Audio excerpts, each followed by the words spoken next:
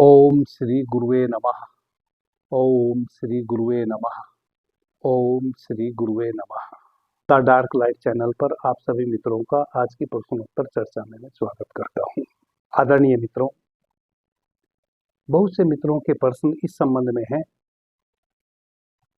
कि क्या किसी मंत्र के माध्यम से हम अपने किसी भी प्रकार के भय को समाप्त कर सकते हैं, और क्या कोई ऐसा मंत्र है जिसके माध्यम से हम आने वाली दुर्घटनाओं के संबंध में जान सकते हैं। क्या कोई ऐसा मंत्र है जिसके माध्यम से, जिस मंत्र को साध कर, जिसका उच्चारण करके कि अपने जीवन में शुभ का अवतरण हो, वैसा किसी मंत्र से क्या संभव है? मैं कहूंगा निश्चित रूप से संभव है। आदरणीय मित्रों, यह संपूर्ण जगत स्वर से निर्मित है। स्वर यानी कि मंत्र, यानी कि ध्वनि। संपूर्ण ब्रह्मांड में निरंतर मंत्र चल रहा है। संपूर्ण ब्रह्मांड में जिस दिन वह मंत्र चलना बंद हो जाएगा, उस दिन सृष्टि का क्रम भी समाप्त हो जाएगा।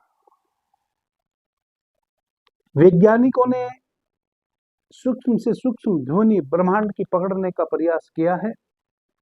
निरंतर ब्रह्मांड से एक ध्वनि का उत्सर्जन हो रहा है। प्रत्येक ग्रह की जितने भी आप आसमान में तारे देखते हैं, सबकी अपनी एक ध्वनि है, अपना प्रकाश है, अपनी ऊर्जा है। आदरणीय मित्रों, प्रकाश, ध्वनि और ऊर्जा, यह तीनों अलग अलग हमें भासते हैं, यह एक ही है। ध्वनि से प्रकाश उमगता है, प्रकाश से ध्वनि उमगती है, और इन दोनों के सम्मिलन से ऊर्जा का उत्सर्जन होता है। अभी भी हमारे जीवन में जो भी घट रहा है, वह मंत्र के कारण ही घट रहा है, स्वर के कारण ही घट रहा है। मैंने पीछे बहुत बार चर्चा की है कि हम 24 घंटे में 21,600 श्वास लेते हैं, यदि एक व्यक्ति संपूर्ण रूप से स्वस्थ हो। उन 21,600 श्वासों में हम 21,600 टाइम सोहम शब्द की ध्वनि का उच्चारण भी कर लेते हैं, नैसर्गिक रूप से, नेचुरली। जब आप श्वासों को भीतर भरते हैं, जब आपकी श्वास भीतर आती है, पूरक होता है श्वास का, तब आपकी भीतर आती हुई श्वास एक ध्वनि को उत्पन्न करती है। वह ध्वनि है सो। और जब आपकी श्वास बाहर जाती है, रेचक करती है बाहर, तब आपकी श्वास से एक ध्वनि आपके भीतर उत्पन्न होती है, हम। यह सोहम सोहम ध्वनि निरंतर आपके भीतर उत्सर्जित हो रही है, प्रत्येक आती जाती श्वास के माध्यम से। प्रत्येक व्यक्ति 21,600 टाइम सोहम मंत्र का जाप कर ही रहा है, नैसर्गिक रूप से। जोन व्यक्ति उस सोहम मंत्र में भीतर अपने ध्यान को केंद्रित कर लेता है, उसके प्रति सजग हो जाता है, होश में भर जाता है, वह फिर उस सोहम ध्वनि के माध्यम से और आत्यंतिक सूक्ष्म और गहरी ध्वनियों में प्रवेश कर जाता है। जो अंतिम ध्वनि ओम की ध्वनि है, उसमें प्रवेश कर जाता है, या कहें कि वह सोहम ध्वनि ही ओम में परिवर्तित हो जाती है, जब आप उसके प्रति सचेत होते हैं। इस जगत में जितने भी मंत्र हैं, सभी मंत्रों का अपना अपना विज्ञान है, उनके पीछे जो मंत्र का उच्चारण जब हम करते हैं, उस मंत्र के उच्चारण करने से जो ध्वनि निर्मित होती है, वह ध्वनि का अलग अलग प्रभाव पड़ता है हमारे जीवन पे, अच्छा या बुरा। जब आप गायत्री मंत्र का उच्चारण करते हैं, तब आपके भीतर आपके जो 7 चक्र हैं, गायत्री मंत्र का उच्चारण करने में 7 चक्र इफेक्टेड होते हैं। मनुष्य के भीतर जो 7 चक्र हैं, प्रत्येक चक्र में ऊर्जा निहित है। मैंने अपने अवेकनिंग इनर सेल्फ चैनल पर जब सर्वप्रथम मैंने उस चैनल को शुरू किया था, उस समय 7 चक्र और 7 शरीर ऐसा करके चर्चा की थी। वे बड़े साधारण से मेरे वीडियो हैं, लंबे लंबे वीडियो हैं। जिन मित्रों को 7 चक्रों की ऊर्जा के विषय में गहराई से जानना हो, वह उन चर्चाओं को वहां जाके सुन सकते हैं। करीब 3 वर्ष पहले मैंने उस संबंध में चर्चा की थी। आदरणीय मित्रों, वैसे ही तो जब आपके 7 चक्र, 7 चक्रों पे प्रभाव पड़ता है गायत्री मंत्र का, सबसे अधिक गायत्री मंत्र का जो प्रभाव पड़ता है वह आपके आज्ञा चक्र पे पड़ता है। जब आप निरंतर गायत्री मंत्र का उच्चारण करते हैं, तो आप एक विशिष्ट व्यक्ति बन जाते हैं, आप एक दूसरे ही व्यक्ति बन जाते हैं। तो जब हम किसी मंत्र का उच्चारण करते हैं, एक तो हम मंत्र का उच्चारण बस यूं ही कर रहे हैं, एक हम पूरे मनोयोग से करते हैं। जब हम मनोयोग से उस मंत्र की एक एक ध्वनि में अपने पूरे होश को उसके प्रति कंसंट्रेट होते हुए उच्चारण करते हैं, तब बड़ी विचित्र घटनाएं घटती हैं। आदरणीय मित्रों, वीर विक्रमादित्य के विषय में कहा जाता है कि वह एक ऐसा मंत्र जानते थे, जब वह उस मंत्र को उच्चारण करते थे तो जो दीपक अभी बुझ गया है हवा से, वह वापस जल उठता था। एक गीत गाते थे जिसका नाम था दीपक राग, यानी कि एक राग उठाते थे, एक ध्वनि अपने भीतर से उठाते थे, एक राग उठाते थे, एक गीत उठाते थे, या कहें कि एक मंत्र का उच्चारण करते थे। हम जो भी बोल रहे हैं, अभी जब मैं आपसे बात कर रहा हूं, तो जितने भी शब्दों का मैं उपयोग कर रहा हूं निरंतरता से, प्रत्येक शब्द के पीछे एक ध्वनि उद्घाटित हो रही है। यदि आप आंख बंद करके मुझे सुनेंगे, तो आप देखेंगे कि मेरे एक एक शब्द से ध्वनि उत्सर्जित हो रही है, और वह ध्वनि आपके शरीर में कहीं ना कहीं, क्योंकि आप मुझे सुन रहे हैं, इफेक्ट डाल रही है, अच्छा या बुरा, किसी ना किसी चक्र पे या शरीर के किसी ना किसी अंग पे।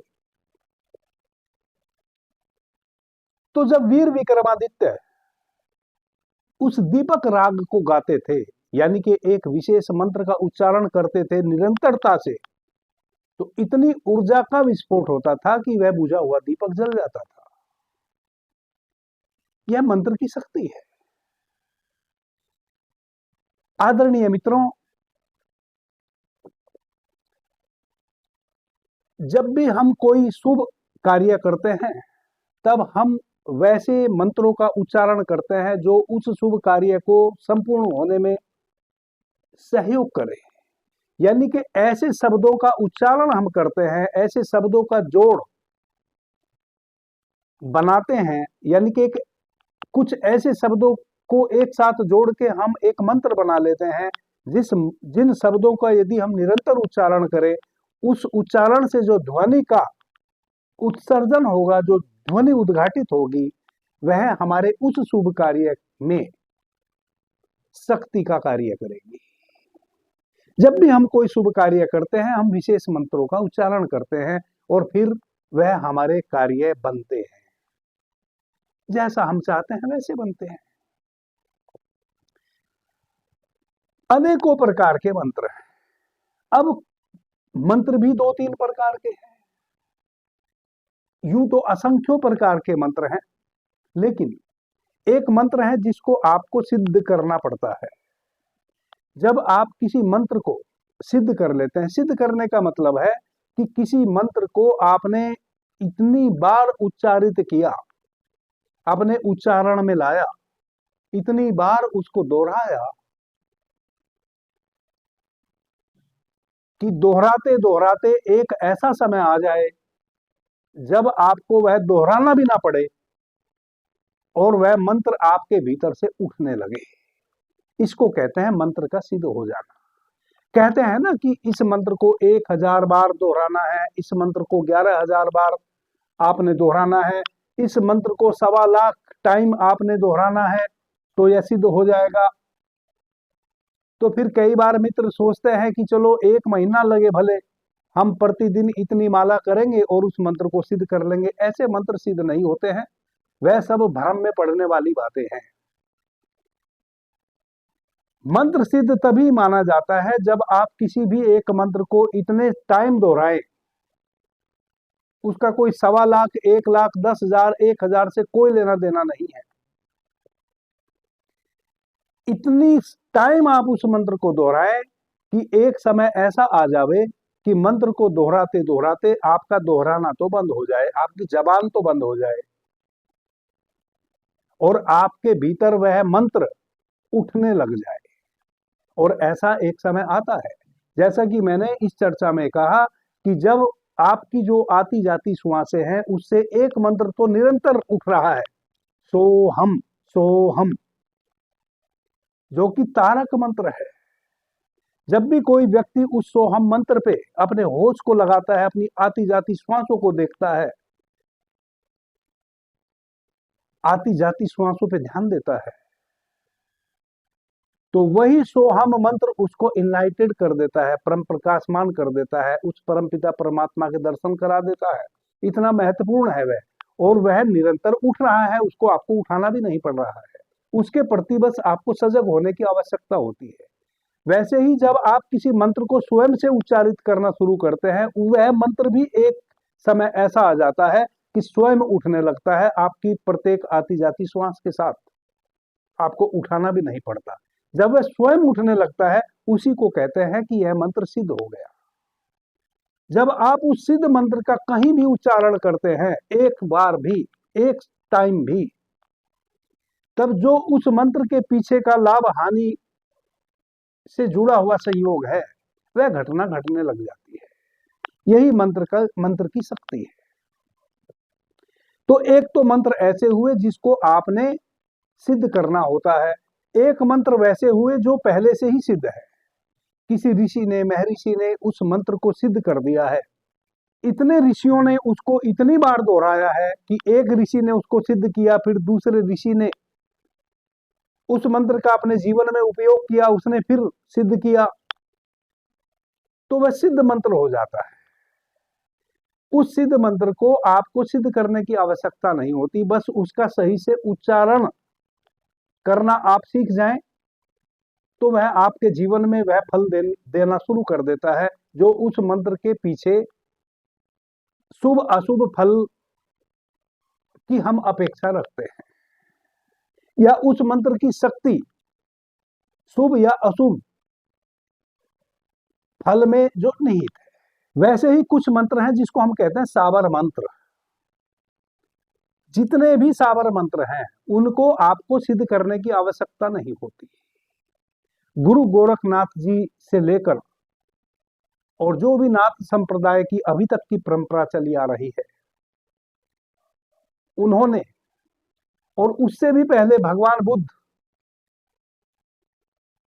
के जो भिक्षु थे उन्होंने, यानी कि जो साबर मंत्र हैं, जब आप किसी साबर मंत्र को दोहराते हैं तो उसमें कुछ शब्द तो हिंदी के होते हैं, कुछ शब्द संस्कृत के होते हैं, कुछ उसमें पाली भाषा के शब्द होते हैं। इसका मतलब है कि भगवान बुद्ध और भगवान महावीर और गुरु गोरखनाथ जी, यानी कि भगवान बुद्ध के समय में भी साबर मंत्रों का उपयोग किया गया है और भगवान महावीर के समय में भी साबर मंत्रों का उपयोग किया गया है, और उनको सर्वोत्कृष्टता प्रदान की है गुरु गोरखनाथ जी ने। गुरु गोरखनाथ जी ने तो इतने साबर मंत्र तैयार किए कि दुनिया कहने लगी गोरख धंधा। गुरु गोरखनाथ जी इतने महान संत हुए हैं कि जिस मंत्र को उन्होंने अपने मुंह से एक बार दोहरा दिया और किसी को बता दिया कि जाओ इस मंत्र को तुम दोहरा लेना। उनके एक बार दोहराने मात्र से वह मंत्र सिद्ध हो जाता था, और या कहें कि जो भी वह मुंह से दोहरा देते थे वही मंत्र बन जाता था। तो साबर मंत्र जो होते हैं उसकी जो भाषा है वह बड़ी उलटभाषी होती है। उसमें एक दो शब्द संस्कृत के, एक दो पाली के, एक दो हिंदी के, और बड़ा मतलब उनके जो अर्थ होंगे वह भी आपको लगेगा कि यह क्या कह रहे हैं, लेकिन वो सब सिद्ध मंत्र है। उनका यदि आप विश्वास पूर्वक उपयोग करेंगे तो वह निश्चित रूप से लाभकारी सिद्ध होते हैं। जैसे आज मैं एक साबर मंत्र आपको बताने जा रहा हूं, उस साबर मंत्र का उच्चारण करके 108 बार यदि आप रात्रि में जब अपने बिस्तर पर जाते हैं उस समय 108 टाइम उस साबर मंत्र का आप उच्चारण करते हैं और सो जाते हैं, तो रात्रि में जो उस मंत्र के उच्चारण करने के पश्चात आपको सौपन आएंगे, वह सौपन आपको वह आएंगे जो कल परसों तरसों नरसों यानी कि आने वाले वर्ष में आपके साथ चीजें घटने वाली हैं, आने वाले दिनों में जो आपके साथ अच्छी बुरी घटनाएं घटने वाली हैं, उन घटनाओं से संबंधित आपको विजन आने शुरू हो जाएंगे। कहें कि स्वपन नहीं, विजन आने शुरू हो जाएंगे। इतना महत्वपूर्ण वह साबर मंत्र है जो आज मैं इस चर्चा में आपको बताने जा रहा हूं। दूसरा, आज जो मैं आपको साबर मंत्र बताने जा रहा हूं उस मंत्र की एक और विशेषता है। जैसे यदि आप किसी कारण से भयभीत हैं, कई बार आप अकारण भयभीत होते हैं, आपको कुछ भी नहीं पता कि क्या है, क्या घट रहा है। आप सुबह में उठे हैं, उठते से ही किसी से ना आपका आमना सामना हुआ, ना कोई अच्छी बुरी बात आपको कहीं से सुनने को या जानने को मिली, सब कुछ वैसा ही है जैसा आप कल रात्रि में छोड़ के सोए हैं।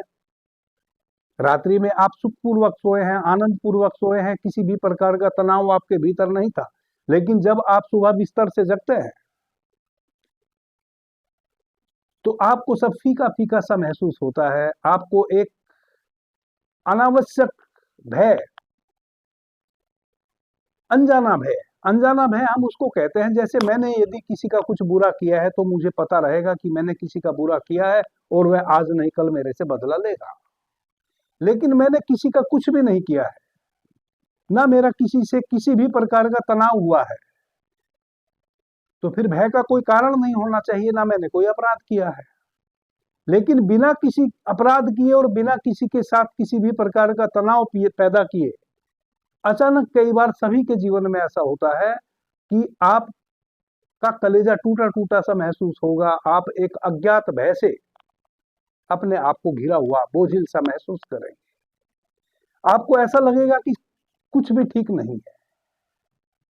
आप घर से बाहर जाने की यदि पहले से योजना बना रखे थे तो आज आपका जाने का मन ही नहीं करेगा, आपका हृदय गवाही नहीं देगा बाहर जाने की। यूं ही अनजाना अनावश्यक भय आपको पकड़ लिया है, जिसको हम डर कहते हैं।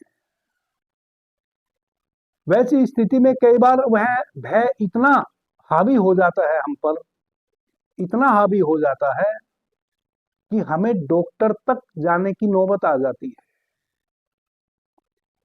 कई बार तो हम अनावश्यक रूप से इतना भय अपने भीतर व्याप्त कर लेते हैं, जान के या कहें अनजाने में, कि हमारी मृत्यु तक घट जाती है। जैसे आप अपने भय के कारण कई बार रस्सी से सांप पैदा कर लेते हैं। कहीं दूर रस्सी पड़ी है, आपको लगेगा सांप है, और आपका हृदय मान लेगा कि नहीं सांप है, और आपको लाख समझाया जाए कि सांप नहीं रस्सी है, आपका हृदय मानेगा ही नहीं। आप इतने भयातुर हो जाएंगे कि आपकी मृत्यु तक हो सकती है। कई बार अनजाने भय के कारण मृत्यु होती देखी गई है। इस प्रकार का जो भय है, आज जो मैं आपको मंत्र बताने जा रहा हूं, जब भी इस प्रकार का कोई भय आपको सताए उसमें भी आप इस मंत्र के उच्चारण भर से उस भय से मुक्त हो सकते हैं। इतने शक्तिशाली होते हैं यह साबर मंत्र। तो जो पीछे हमने मंत्र बताए हैं, जो मित्रों ने मेरे से प्रश्न किए हैं आज, यदि आपका भरोसा है, यदि आपका विश्वास है, तो आप उन मंत्रों का उच्चारण करें। जो उन मंत्रों के पीछे का उद्देश्य है उस उद्देश्य की निश्चित रूप से पूर्ति होगी। आज का जो मंत्र है इसका उद्देश्य है कैसे आप अपने कल को, कल के विषय में, कल जो आपका बीतने वाला है, शुभ अशुभ का पहले ही पता कर लें। और कैसे, यदि किसी भी प्रकार का भय आपको सता रहा है, अज्ञात या ज्ञात भय। ज्ञात भय हम किसको कहते हैं? कोई मेरा शत्रु है, उसने मुझे धमकी दी है, उसने कहा है कि मैं आपको छोड़ूंगा नहीं, मैं आपका यह नुकसान कर दूंगा, मैं आपका वह नुकसान कर दूंगा। शत्रु आपका, जो आपको भय का बोध कराया है किसी भी प्रकार से, नाना प्रकार से शत्रु आपका भयभीत कर सकता है आपको। तो अज्ञात भय या शत्रु का भय, दोनों ही प्रकार के भय में यह जो आज का मंत्र है, इसका उच्चारण करने से आप भय मुक्त हो जाएंगे तत्काल, उसी क्षण। क्योंकि मंत्र की शक्ति इतनी अधिक है कि वह चारों तरफ आपके कवच बना देगी, और वह जो शत्रु के द्वारा फेंकी हुई नेगेटिव ऊर्जा थी, जो आपको भयातुर कर रही थी, वह ऊर्जा वापस उसकी तरफ ही लौटनी शुरू हो जाएगी, और उसका भी मन बदल जाएगा। वह डरने लग जाएगा आपसे, वह डरने लग जाएगा कि कल मैंने जो धमकी दी थी उनको, कहीं ऐसा ना हो वो मेरे ऊपर हावी हो जाए। वह आपसे भय खाने लगेगा। इतना महत्वपूर्ण मंत्र है यह आज का जो मैं आपको बताने जा रहा हूं। आदरणीय मित्रों, यदि आपको अज्ञात भय यूं ही अनावश्यक किसी भी समय आप कहीं भी हैं, बिल्कुल आप स्वस्थ थे, हंस रहे थे, खेल रहे थे, आनंदित थे, अचानक आपको अज्ञात भय सताने लगता है, या आप अचानक अपने किसी ऐसे शत्रु को, दुश्मन को अपने सामने देख लेते हैं जिससे आप पहले से भय खाते हैं, जिसको देख के आप भयातुर हो जाते हैं, जिसका सामना आप कभी करना नहीं चाहते थे और सामना हो गया और आप भयभीत हो गए। ऐसा भी बहुत से लोगों के जीवन में होता है कि किसी से वह इतने डर जाते हैं कि यदि वह सामने पड़ जाए तो वह स्वयं का रास्ता बदल लेते हैं। नहीं, आज जो मैं आपको मंत्र बता रहा हूं, इस मंत्र को यदि आप ज्ञात रख लेते हैं और इस मंत्र को सही विश्वास के साथ, सही तरीके से इसका उच्चारण करते हैं, आपके भीतर इतना साहस हो जाएगा कि आप जान के उस शत्रु के सामने से निकलेंगे, और वह शत्रु आपका आपसे भय खाएगा। आपके भीतर का जो भय का बोध था वह समाप्त हो जाएगा, आप अभय को उपलब्ध हो जाएंगे एक क्षण में। मंत्र इस प्रकार से है: ओम ह्रीं अर्हं श्रीं स्वाहा। ओम ह्रीं अर्हं श्रीं स्वाहा। ओम ह्रीं अर्हं श्रीं स्वाहा। यह मंत्र है। इसको मैं वीडियो के नीचे लिख भी दूंगा, ताकि आप, जो मैं उच्चारण कर रहा हूं, हो सकता है आप मेरे उच्चारण को कुछ और समझ लें, तो मैं इसको लिख दूंगा। वीडियो जब आप देख रहे होंगे, नीचे आपको लिखा हुआ ये एक लाइन में मैं इसको लिख के चला दूंगा, ताकि आप इसको अच्छे से अपनी डायरी में नोट कर लें और आप वैसा ही उच्चारण कर पाए जैसा ये मंत्र है। आदरणीय मित्रों, 108 टाइम आप इस मंत्र का उच्चारण रात्रि में सोने के समय कीजिए। कैसे करेंगे? जब आप अपने बिस्तर पे सोने के लिए जाएं, शयन के लिए जाएं, अपने चेहरे, अपने मुंह में थोड़ा पानी भरें, आंखों पे पानी का छपका मारे, मुंह का पानी निकाल दें, आंखें ठंडी हो गई, कोहनी तक अपने हाथ धोएं, थोड़े से पैर भी धो ले तो बड़ी अच्छी बात है। अपने बिस्तर पे आ जाए, पालथी मार के बैठ जाए, उत्तर दिशा की ओर मुंह कर ले और पालथी मार ले। अपने गोद में भैरव मुद्रा में अपने हाथों को रख ले। यह भैरव मुद्रा है। बाएं हाथ पे दाहिने हाथ को ऐसे रख ले। किसी भी आसन में बैठ जाएं, वज्रासन में बैठें, सिद्धासन में बैठें, पद्मासन में बैठें या सुखासन में बैठें। यह 4 आसन बड़े महत्वपूर्ण हैं। किसी भी एक आसन में आप बैठ जाए, रीढ़ आपकी सीधी हो, झुका हुआ ना हो शरीर, रीढ़ सीधी हो, भैरव मुद्रा में हाथों को रख लें। सबसे पहले आप देखें आपका कौन सा स्वर चल रहा है। जब आप इस मंत्र का उच्चारण करें, आपका सूर्य स्वर चल रहा होना चाहिए। यदि आपका सूर्य स्वर नहीं चल रहा है तो आप अपने सूर्य स्वर को सक्रिय करें। मैंने पीछे बहुत सी विधियां बताई हैं कैसे आप अपने स्वर को चेंज कर सकते हैं। चंद्र स्वर को आप बंद कर लीजिए, सूर्य स्वर को सक्रिय कीजिए। अच्छा रहेगा जब आप अपने बिस्तर पे जाते हैं उससे पहले ही आप अपने स्वर को चेक कर लें। यदि आपका सूर्य स्वर बह रहा है तो चंद्र स्वर में एक रुई की गुट्ठी डाल लें, ताकि जब आप अपने बिस्तर पे मंत्र का उच्चारण करने जाएं, आपका चंद्र स्वर सक्रिय ना हो जाए। तो सूर्य स्वर को सक्रिय कर लें और चंद्र स्वर में एक रुई की गुट्ठी डाल लें। वैसे भी रात्रि में सूर्य स्वर का चलना बहुत अच्छा होता है। यदि पूरी रात्रि आप सूर्य स्वर को चला सके तो बड़ा शुभ है। अब सूर्य स्वर को आपने सक्रिय कर लिया, आंख धीरे से बंद करें, अपने आज्ञा चक्र पे पूरे होश को लेकर जाएं और इस मंत्र का 108 बार उच्चारण करें। ओम हिम अरहम श्रीम स्वाहा। 108 बार इस मंत्र का उच्चारण करें। जब 108 टाइम, कोई भी आप काउंटिंग के लिए माला ले लें, ऐसे 108 टाइम का कोई मतलब नहीं होता। लगभग लगभग तो एक कोई माला ले लें आप, 108 टाइम आप मंत्र का उच्चारण करें। जब आप 108 टाइम मंत्र का उच्चारण कर लें, मंत्र का समापन हो जाए, आंख ना खोलें, आंख बंद ही रखें। और मैं तो कहूंगा कि किसी माला की आवश्यकता आपको मंत्र का उच्चारण करने के लिए नहीं है। क्योंकि होता क्या है कि जब हम माला के साथ उसके जो मणके हैं उनको गुटकाते हैं एक एक मंत्र के साथ, तो हमारा होश खंडित होता है। हमारा आधा होश हमारे भीतर रहेगा, आधा होश हमारे हाथों की उंगलियों पे रहेगा, कैसे हम मणके खिसका रहे हैं। तो अच्छा रहेगा कि आप एक अंदाज कर लें, कम ज्यादा मंत्र का जाप होगा, उससे कोई फर्क ज्यादा नहीं पड़ेगा। अधिक हो जाए कोई बात नहीं, थोड़ा बहुत कम रह जाए उससे भी कोई बात नहीं। 108 टाइम करने की कोशिश करें। आप एक अंदाज कर लें, एक मंत्र का उच्चारण आप करें, देखें कि कितने सेकंड में आपने कर लिया। बस उसका एक अंदाज लगा लें, भीतर से संकल्प लें कि मैं 108 टाइम कम से कम इस मंत्र का उच्चारण करके ही हटूंगा। ऑटोमेटिक आपका जो शरीर है, आपका जो मन है, वह आपको प्रेरित कर देगा 108 टाइम मंत्र का उच्चारण करने के लिए।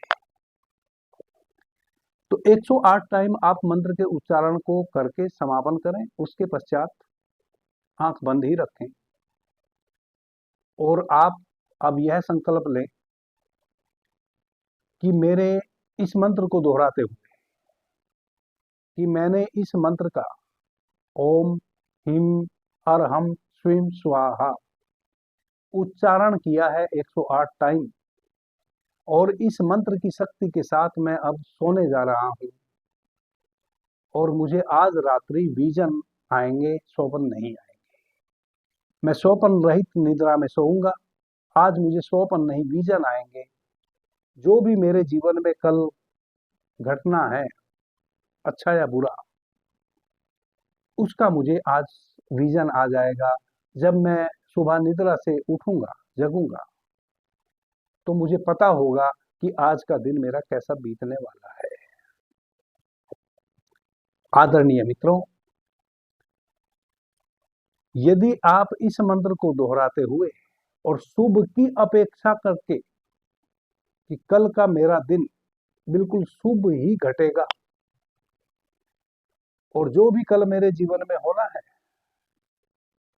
वह मुझे विजन में आ जाएगा और उस अनुरूप ही कल मैं फिर अपने कार्य करूंगा।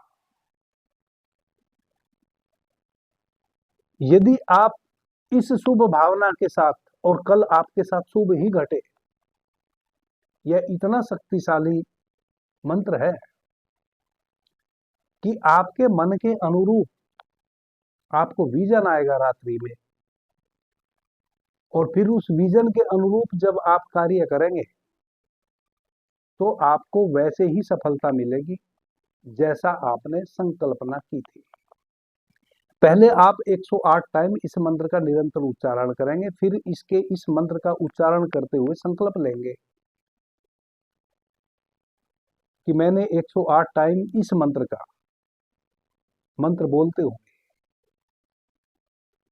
ओम हिम अरहम श्रीम स्वाहा उच्चारण किया है, और इस मंत्र की शक्ति से आज मैं रात्रि में स्वप्न नहीं देखूंगा, विजन देखूंगा, और उस विजन में मुझे वही दिखेगा जो कल मेरे साथ घटना है, और जो भी मेरे साथ घटना है वह शुभ ही घटेगा, ऐसा भी मैं संकल्प लेता हूं, और जो मुझे विजन आएगा उस अनुरूप ही मैं कल अपने कार्य करूंगा, उसमें कोई रद्दो बदल मैं नहीं करूंगा, जैसा मुझे विजन आया है वैसा ही मैं अपने कार्यों को कल करूंगा। एक तो आप प्रतिदिन इस मंत्र के साथ उच्चारण करके यदि सोए तो आप प्रतिदिन के अपने जो दैनिक कार्य हैं उनको सुचारू रूप से कर पाएंगे, और आप वही कर पाएंगे जो आपके लिए करना अनिवार्य है। जो गैर अनिवार्य है उसको आप ऑटोमेटिक त्याग देंगे, तो आपके जीवन में किसी भी प्रकार का दुख व्याप्त नहीं होगा। दुख बहुत प्रकार के होते हैं, दुख की कोई सीमा नहीं, सुख की भी कोई सीमा नहीं। यह है मंत्र की शक्ति। दूसरा, जब भी आपको किसी भी प्रकार का भय व्याप्त हो, या आप अपने शत्रु के बोध से भर जाएं और भय से भर जाएं, आपको रात्रि में अकेले हैं, घर में डर लगने लगे, किसी रास्ते में आप जा रहे हैं, रास्ते में भय लगने लगे, कोई कारण भय का नहीं है, अकारण भय लगने लगे, या शत्रु बोध से आप भयभीत हो जाएं, कोई कार्य आपने किया है, उस कार्य का रिजल्ट कल आना है और उसके भय से आज आप भयभीत हैं, पता नहीं क्या होगा, वैसी अवस्था में आप शांत बैठ जाएं, 108 टाइम आप इस मंत्र का उच्चारण करें। 108 टाइम इस मंत्र का उच्चारण करने के पश्चात यह भाव करें कि मैंने इस मंत्र का उच्चारण किया है, मंत्र को दोहराते हुए ओम हिम अरहम श्रीम स्वाहा। मैंने इस मंत्र का 108 टाइम उच्चारण किया है, इस मंत्र की शक्ति से सारा मेरा भय समाप्त, और जो कार्य मैंने किया है जिसके फल की चिंता करके आज मैं भयभीत हूं, वह कार्य मेरे अनुरूप ही होगा जो मैंने उस कार्य से अपेक्षा रखी थी। यदि किसी दुश्मन से भयभीत है तो मेरा दुश्मन मेरे से भय खाएगा, मुझे दुश्मन से भय खाने की आवश्यकता नहीं है। यदि अकारण भय है, आप कारण जानते ही नहीं क्यों भयभीत हैं आप, तो इस मंत्र के उच्चारण करने मात्र से ही आपका भय समाप्त हो जाए। इस प्रकार से यह साबर मंत्र आपके जीवन में आमूल चूल परिवर्तन ला सकता है। एक बात मैं मित्रों को कह देना चाहता हूं, यह जो साबर मंत्र है, जब भी आप साबर मंत्र का उपयोग करें तो एक बार आप गुरु गोरखनाथ जी की जय जरूर बोलते हैं। उनका स्मरण करके एक बार आप अपने मस्तिष्क को जरूर झुका लें। उसका कारण एकमात्र यह है कि भगवान गुरु गोरखनाथ जी को तो कोई अनिवार्यता किसी साबर मंत्र की थी नहीं। किसी भी सिद्ध पुरुष को, किसी भी सन्यासी को जो सन्यास में परिवर्तित हो गया, ऐसा नहीं है कि वह धन धान्य से भर जाता है। एक सन्यासी के पास बहुत सारी चीजों के अभाव होते हैं, लेकिन वह अभाव सन्यासी को सालते नहीं है। सन्यासी उन अभावों को दूर करने के लिए किसी भी इस प्रकार के तंत्र मंत्र का उपयोग नहीं करता है अपने लिए, क्योंकि उसने तो संकल्प लिया है परमात्मा को पाने का। जैसे वस्त्र है वैसे वस्त्र सन्यासी धारण कर लेगा, जो सुविधाएं हैं उस सुविधा में रह लेगा। स्वयं को स्थिति के अनुसार, व्यवस्था के अनुसार स्वयं को ढाल लेगा। सन्यासी का तो एक मंत्र ही सुबह उठते से होता है कि तेरी रजा में मेरी रजा। हे प्रभु, तू जैसा मुझे रखेगा आज मैं वैसा ही रहूंगा। कहीं भोजन मिल जाएगा तो अच्छी बात है, नहीं मिलेगा तो मैं स्वीकार करूंगा कि आज भोजन मेरे लिए अनिवार्य नहीं था, वरना तो तू जरूर व्यवस्था करता। मेरे इस शरीर को भोजन की आवश्यकता इसका मतलब नहीं थी, अगर होती तो निश्चित रूप से तू व्यवस्था करता। सन्यासी तो इस भाव में जीता है। और गुरु गोरखनाथ जी तो महान सन्यासी थे। भगवान बुद्ध तो महान सन्यासी थे। भगवान महावीर तो महान सन्यासी थे, जिनके माध्यम से साबर मंत्रों का आविष्कार हुआ है। उन्होंने इन मंत्रों का आविष्कार किया है आम जनमानुष के लिए। इसलिए तो आम जनमानुष को इन मंत्रों को सिद्ध करने की आवश्यकता नहीं होती, क्योंकि उन्होंने पहले से ही सिद्ध कर दिए है। बस आम जनमानुष को जरूरत होती है विश्वास की। आपकी धारणा जैसी बना लेंगे आप जिस विषय पर, जिस व्यक्ति को लेके, वैसी ही बन जाती है धारणा, यानी कि परसेप्शन। तो यदि आपकी धारणा सच्ची है, यदि आपका विश्वास प्रगाढ़ है, तो निश्चित रूप से यह साबर मंत्र बहुत शक्तिशाली है, बहुत शक्तिशाली है। आप बिलीव नहीं कर सकते, इतने शक्तिशाली है। साबर मंत्र तो ऐसे ऐसे हैं कि यदि कोई सन्यासी साबर मंत्र पढ़कर किसी के ऊपर प्रेषित कर दे तो आदमी गसा खा के गिर जाए, एक बार के बोले हुए मंत्र से। इतने शक्तिशाली होते हैं, बहुत बहुत शक्तिशाली होते हैं साबर मंत्र। अभी तो मैं और बहुत से मंत्र बताने वाला हूं मित्रों को इस चैनल पर। इस चैनल पर हम प्रश्नोत्तर चर्चा और कुछ इस प्रकार की विशिष्ट चर्चा ही हमेशा लेकर आते रहे। तो जब भी आप साबर मंत्र का उच्चारण करें, आप भगवान बुद्ध को, भगवान महावीर को और गुरु गोरखनाथ जी को स्मरण करके एक बार जरूर नतमस्तक हो जाए। भगवान बुद्ध ने एक बहुत सुंदर प्रार्थना बताई है, वह है बुद्धम शरणम गच्छामि। इसका मतलब है मैं बुद्ध की शरण में जाता हूं। और बुद्ध का मतलब भगवान गौतम बुद्ध नहीं। बुद्ध का मतलब होता है जिसको बोध हो गया, जिसको स्वयं का बोध हो गया उसको हम बुद्ध कहते हैं। आप जो मुझे सुन रहे हैं, आप में बहुत सारे मित्र ऐसे होंगे जिनको आत्म बोध हो चुका होगा या होने वाला होगा, आपकी यात्रा चल रही होगी। जब भी आपको अपनी आत्मा का बोध हो जाता है, उसी को हम बुद्ध कहते हैं। आप भगवान महावीर को बुद्ध कह सकते हैं, आप गुरु गोरखनाथ जी को बुद्ध कह सकते हैं, आप मीरा को, कबीर को, नानक को, सबको बुद्ध कह सकते हैं। बुद्ध का मतलब जो बोध को उपलब्ध हो गया। तो भगवान बुद्ध, भगवान गौतम बुद्ध ने एक प्रार्थना अपने भिक्षुओं को बताई, बुद्धम शरणम गच्छामि।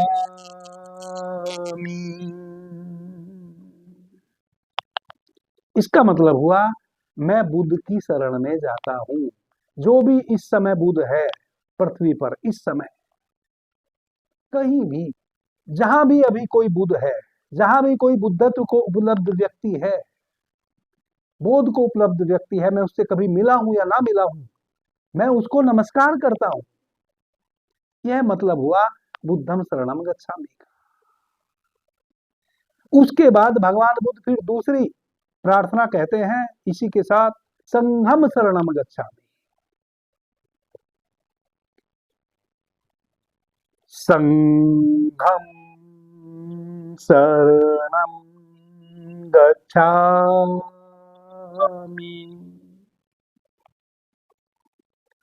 इसका मतलब हुआ मैं बुद्धों के संग के प्रति समर्पित हो रहा हूं, मैं उन सभी बुद्धों को नमस्कार करता हूं जो इस पृथ्वी पर अभी कहीं भी हैं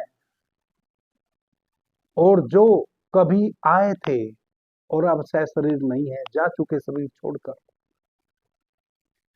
जब से अस्तित्व है, जब से यह समस्त ब्रह्मांड है, इस पृथ्वी पर जितने भी बुद्ध, जितने भी बोध को उपलब्ध व्यक्ति हुए हैं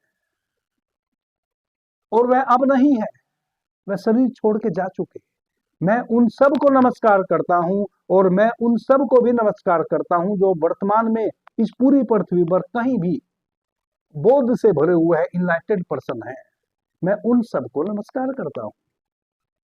फिर तीसरी प्रार्थना, धम्मम शरणम गच्छामि, धम्मम शरणम गच्छामि।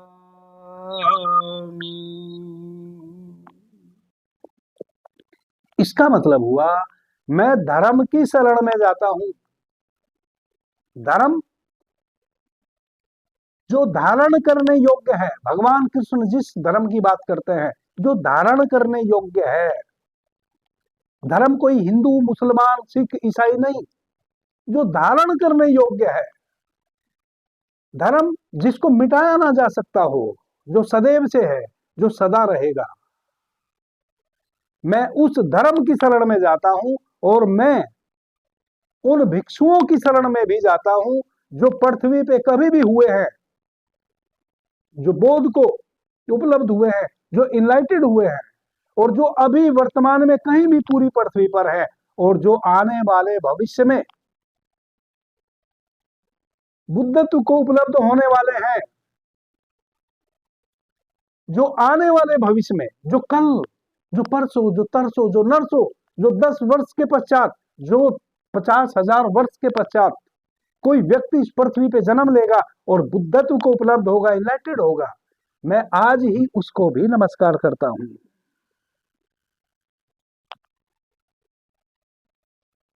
हम इस प्रकार की प्रार्थना से हमेशा भरे। आप अपने शब्द गढ़ सकते हैं, जरूरी नहीं आप बुद्धम शरणम गच्छामि कहें, आप धम्मम शरणम गच्छामि कहें, आप संगम शरणम गच्छामि कहें, अनिवार्य नहीं है। आप इसके पीछे के भाव को समझें। भाव यह है कि जो भी इनलाइटेड पर्सन पृथ्वी पे कहीं भी है उसको मैं नमस्कार करता हूं, भले मैं उससे ना मिला हूं, और जो पहले कभी आके जा चुके उनको भी मैं नमस्कार करता हूं, क्योंकि आत्मरूपी वह भी इस ब्रह्मांड में कहीं तो है जिनका कि मुझे आशीर्वाद मिल सकता है, जिसको कि मैं देवता कहता हूं, उनके भी फूल मेरे पे बरसे, उनका भी सानिध्य मुझे प्राप्त हो, वह भी मेरे ऊपर अपनी अनुकंपा बरसाएं ताकि मैं सन्मार्ग पे चल सकूं या मैं जिस मार्ग पे चला हूं पहुंच सकूं। आने वाले जो बुद्ध हैं, जो आत्मा पहले से ही इस ब्रह्मांड में कहीं है और कल वह किसी मनुष्य के रूप में जन्मेगी इस पृथ्वी पर, वह फूल खिलेगा और उस फूल की सुगंध पूरी पृथ्वी पर फैलेगी और उस समय शायद मैं नहीं होऊंगा सह शरीर, उनको भी मैं आज ही नमस्कार करता हूं। आप भले इन शब्दों को ना दोहराएं, भावना यही है, इस भावना को आप अपने प्रकार से उठा सकते हैं, अपने प्रकार से आप इस भावना को उठाकर नतमस्तक हो सकते हैं आने वाले सिद्ध पुरुषों के लिए, जो अभी वर्तमान में कहीं भी सिद्ध पुरुष है उनके लिए, और जो सिद्ध पुरुष आके चले गए जो हमारे वेदों के ऋषि हैं उनके लिए। अभी के लिए इतना ही। आपने मुझे ध्यान से प्रेम से सुना, उससे मैं बहुत अनुग्रहित हूं। सभी मित्रों को मेरा प्रणाम, धन्यवाद। जय श्री राम।